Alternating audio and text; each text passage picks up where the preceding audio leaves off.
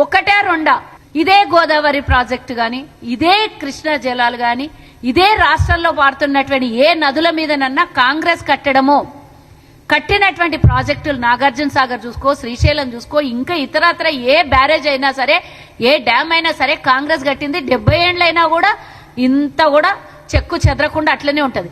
మేము 70 ఏళ్ళు కడితే ఇంతవరకు ఒక్క బీడు బారదు, వేసిన సున్నం జరగదు. కానీ మీరు కట్టిన 3 ఏళ్లకే 1,00,000 కోట్లు పెట్టి కడితే 3 ఏళ్లకే కుప్ప కూలిపోతుంది. ఇది అబద్ధమా? ఎన్నికలకు ముందే జరిగినటువంటి విషయం కదా కాళేశ్వరం కథ.